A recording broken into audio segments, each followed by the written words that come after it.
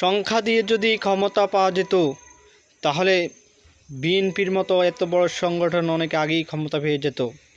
কিন্তু আমরা দেখতে পাচ্ছি বিগত 17 বছর ধরে এত জনপ্রিয়তা, এত লোক থাকতেও বিএনপি ক্ষমতায় থাকতে পারে নাই। সুতরাং সংখ্যা কোনো বিষয় নাই, ক্ষমতা দেওয়ার মালিক আল্লাহ। এখন আপনাদের প্রশ্ন আসতে পারে, তাহলে আওয়ামী লীগকে কি আল্লাহ ক্ষমতা দিয়েছেন?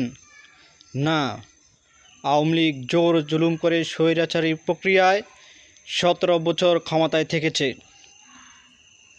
আমি আপনাদের কাছে উদাত্ত আহ্বান করতে চাই, একটা প্রশ্ন রাখতে চাই, আওয়ামী লীগ যদি জোর জুলুম করে ক্ষমতায় থাকতে পারে তাহলে আমরা কেন আল্লাহ দেওয়া বিধানকে প্রতিষ্ঠা করতে জিহাদের জন্য প্রস্তুত কেন হব না? আমি বলতে চাই, তারা যদি জোর জুলুম করে তাদের ক্ষমতা টিকিয়ে রাখতে পারে, তাদের ক্ষমতা প্রতিষ্ঠা করতে পারে, তাহলে আমরা ঐক্যবদ্ধভাবে জিহাদের হুঙ্কারে জিহাদ করে বাংলাদেশে খেলাফত সৃষ্টি করব ইনশাআল্লাহ। এতে সংখ্যা কোনো বিষয় না।